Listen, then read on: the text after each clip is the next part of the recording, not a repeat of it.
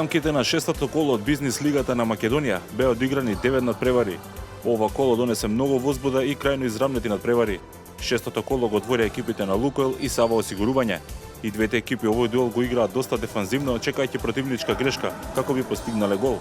Во ваквата игра екипата на Лукойл беше повнимателна, па успеа да стекне солидна предност до полувремето, кој го заврши со 3:0. Сава осигурување во вториот дел продолжи во ист ритм и со уште еден постигнат погодок ги постави конечните 4:0. Стрелци на головите беа Жарко Климкаров, Дејан Зиков и Александар Аврамовски.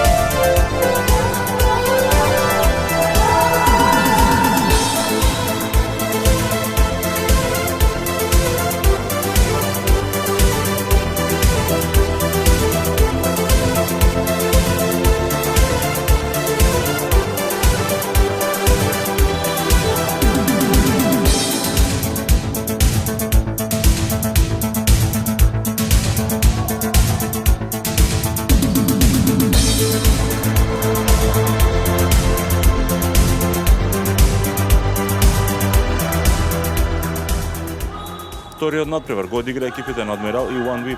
Првото полувреме беше карактеризирано со серија на голови во која OneWeb го отвори резултатот со погодокот на Илија Трајковски, но славијата не им траеше долго откако по неполна минута Адмирал израмни со голот на Стефан Аврамовски.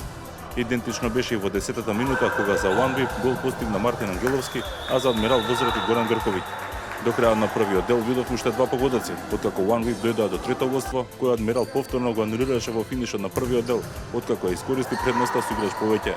Во второто полувреме, екипата на Адмирал ја презема играта во своји нозе и со два брзи погодоци ги постави конечните 5:3, иако OneWeb имаа шанса да фатат резултатски приклучок, откако останаа со играч повеќе по исклучувањето на еден од играчите на Адмирал.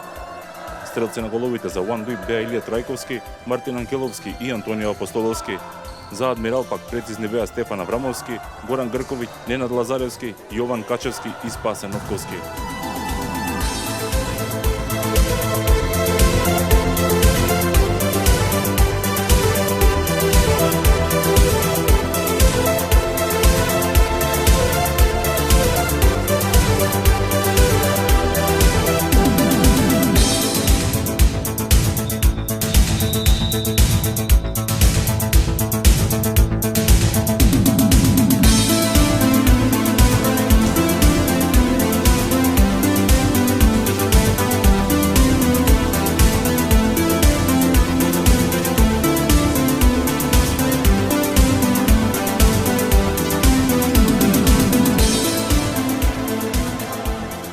НЛБ Банка преку Окта успеа да дојде до првата победа во бизнис лигата.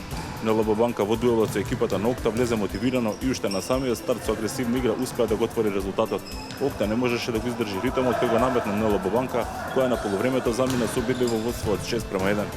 Второто полувреме екипата на Окта го започна со голман играч, што се покаже како вистински потек, кој вроди со плод, откако успеа за неполни 3 минути игра да го намалат резултатот на 6:3. Сепак, екипата на НЛБ Банка не дозволи изненадување и со уште еден погодок ги постави конечните 7:3. Стрелци на головите за НЛБ Банка беа Жарко Димитриевски, Фарук Билјали и Саша Стојчевски, додека за Окта погодија Живко Котевски, Драган Чогердиевски и Александар Јовчевски.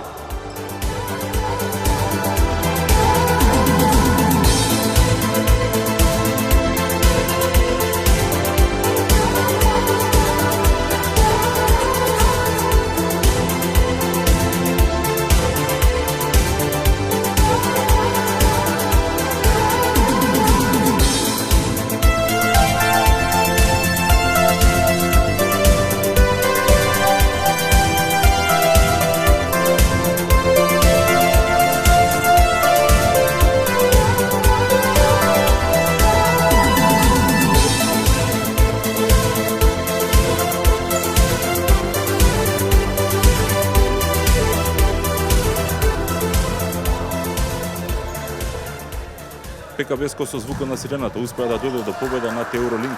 Крај на израмното прво полувреме одигра екипите на Евролинк и ПКБ-ско. Надпреварот го отвори екипата на ПКБ-ско, која преку Игнатов во петата минута успеа да поведе со 1:0. Екипата на Евролинк по 3 минути игра успеа да ги консолидира своите редови и преку Стевковски да го изравни резултатот на 1:1. Во понатамошниот дел од полувремето, ниту една од екипите не успеа да постигне гол, па на полувремето се замина со резултат 1:1. Екипата на Евролинк второто полувреме го започна агресивно и преку одлично изработен противнапад кој го реализираше Блажевски, поведе со 2:1, водство кое го имаа до 33-та минута, кога ПКБ-ско преку Неделковски изравни на 2:2. Во последните минути од надпреварот, екипата на ПКБ-ско повеќе посакуваше победата и по серијата на шанси во финишот на надпреварот успеа да постигне гол преку Вуј и да ги освои 3 бода.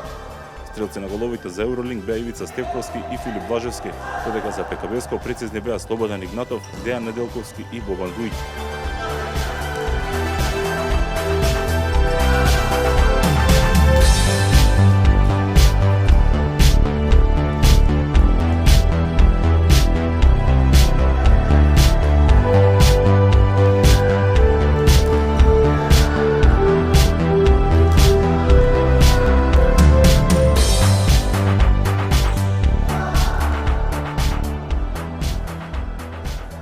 Фабрика Карпош со одлично второ полувреме успеа да го совлада Факом. Првото полувреме од надпреварот помеѓу екипите на Факом и Фабрика Карпош помина во брза игра со многу неврзани додавања, во кои ниту една од екипите не можеше да дојде до посериозна шанса за гол. Сепак во таквата игра видовме дури 4 погодоци, по 2 на двете страни, откако Факом преку Митровски го отвори резултатот на кој Фабрика Карпош брзо одговори и со двата гола на Божиков стигна до водство од 2:1. До крајот на првиот дел Факом заигра поофанзивно и со погодокот на Гојчевски стигна до 2:2, со кој се замина на пауза. Второто полувреме започна во сличен ритм, во која Фабрика Карпош благодарение на третиот погодок на Божиков и голот на Николовски стигна до конечна победа од 4:2.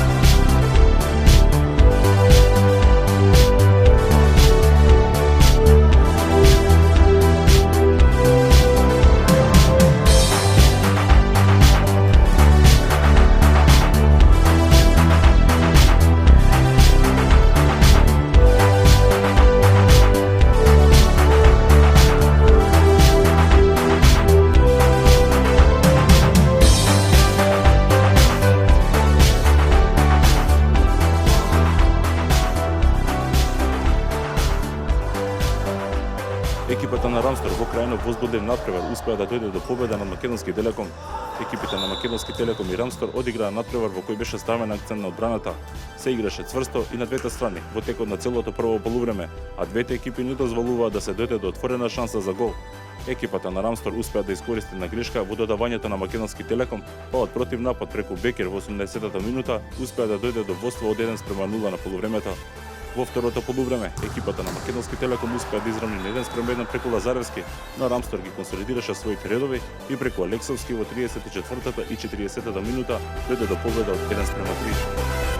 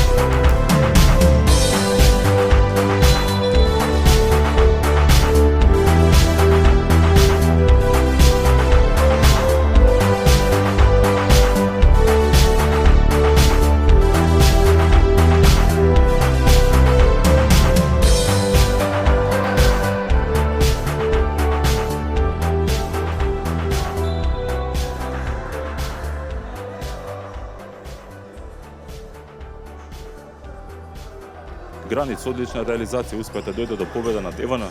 Екипата на Гранит одлично го отвори надпреварот со Евана, пред се благодарение на расположениот Каровски, кој во петата минута успеа да постигне 2 гола, со што му даде на Гранит ветер во грб. Евана не можеше да влезе во својот препознатлив ритм, па на полувреме отидоа со негатива од 3:1. Во второто полувреме Гранит продолжи со рационална и убава игра, што сигнализираше кај Евана да отпочне одбрана со голман играч, но и тоа не се покажа како успешна стратегија, па на крајот Гранит славеше со 5:3. Стрелци на головите за Гранит беа Сашо Каровски, Семир Прентиќ, Ернад Рамдедовиќ и Стефан Тевдовски, додека за Евана погодија Бојан Симоновски, Бојан Маđевски и Ајар Новопредарија.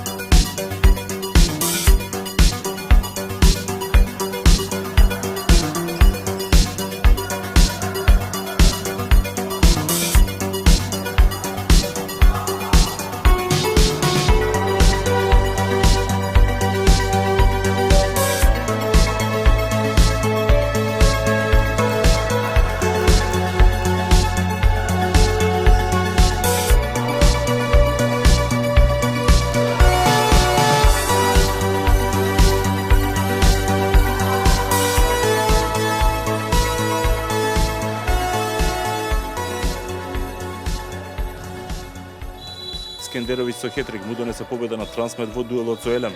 Во еден од поинтересните дуели ова коло, екипите на Трансмет и Елем одиграат цврст и неизвестен надпревар во кој Трансмет дојде до петата последователна победа.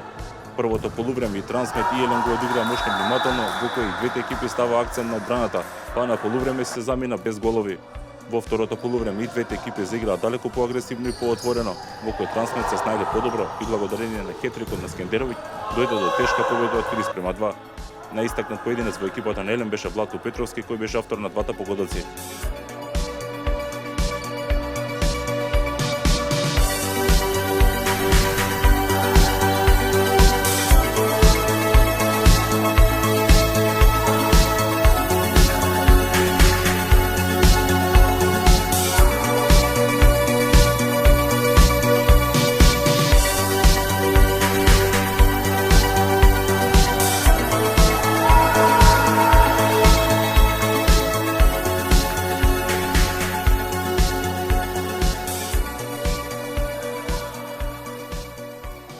Екипата на Систина доминираше во дуелот со Раде Кончар.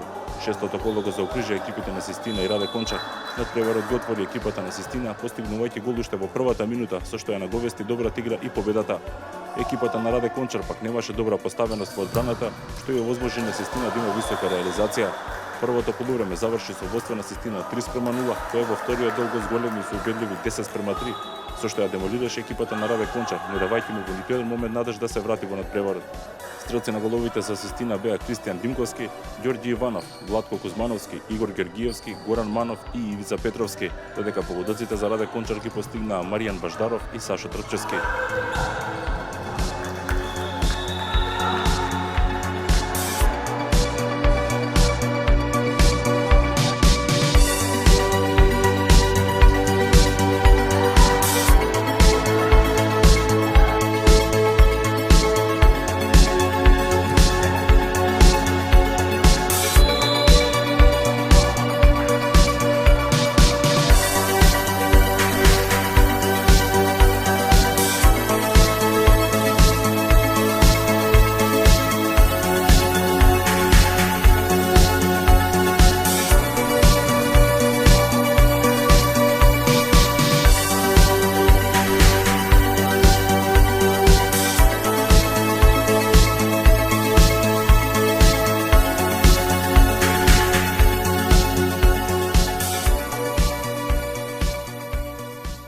играчи на колото се Фарук Билјали од НЛБ, Александар Божиков од Фабрика Карапош, Един Скендеровиќ од Трансмет, Ѓорѓи Иванов од Систина и Сашо Каровски од Гранит.